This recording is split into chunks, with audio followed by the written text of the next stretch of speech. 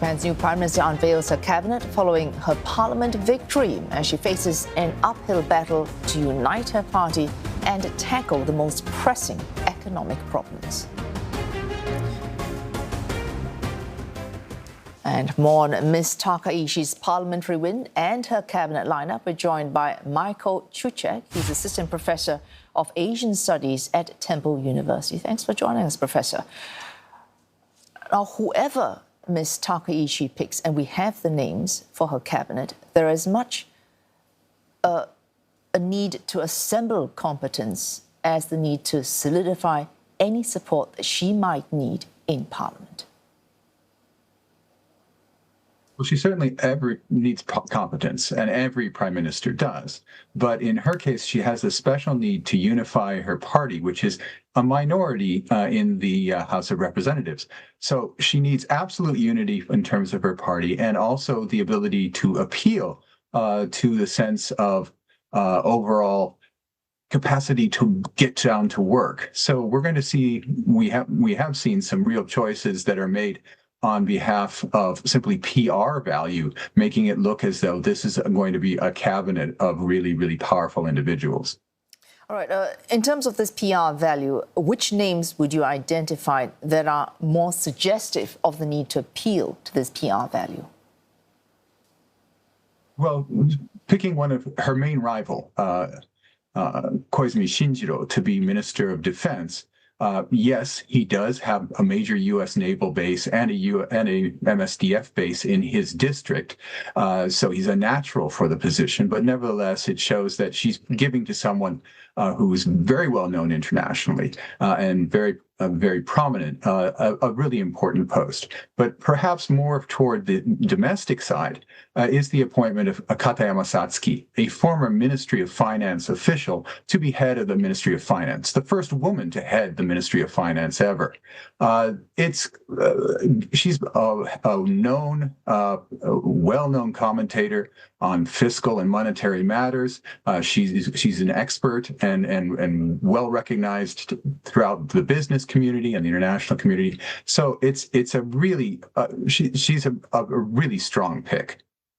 All right, and Prime Minister Takaichi will need that assistance on certainly fiscal spending and monetary easing, given that a vital coalition partner now, that's the JIP or Isshin no Kai, that party is not known for being very easy on fiscal spending.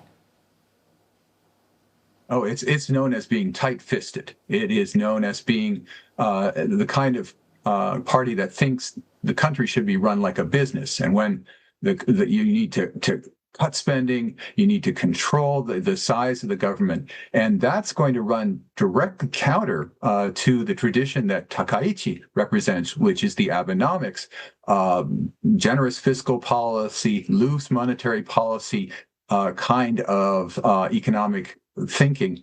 The coalition agreement that the two sides have worked out does not patch over that big gap between their basic philosophies.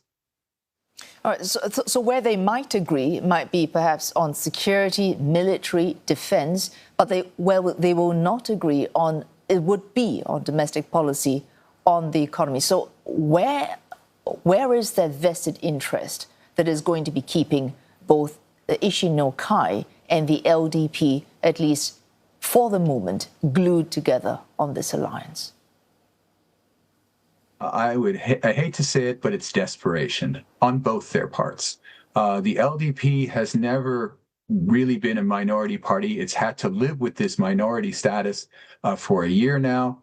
It is still thinks itself as the dominant majority party of the country, but it doesn't know how to get back into that position. At the same time, the JIP has done very poorly in the last two national elections, and it is losing steam quite rapidly. And the two sides look at each other and they see each other as friends of convenience, allies in a time of opportunity, and they're taking that opportunity. This 11th hour deal between these two parties that see a need to be allied, at least in their interest for now, even so, Ms. Takaichi only got 4 votes past the majority that she required to become prime minister, and that's just for this first vote. Where do you see her support in terms of developing and then passing much-needed moves in legislation? The formal coalition alliance that exists does not even have that 233 votes that it needs to pass legislation definitively in the House of Representatives.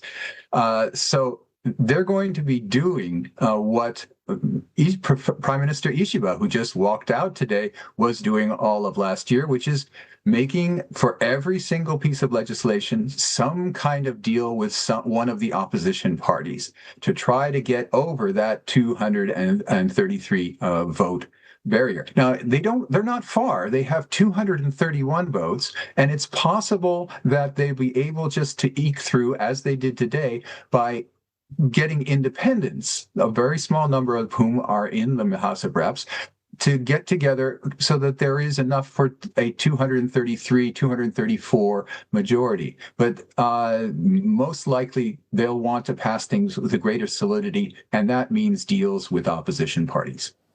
The concern for Ms. Takaichi will be making sure there is no 6th prime minister in 5 years. Thanks for that. Michael Chuchek is Assistant Professor of Asian Studies at Temple University.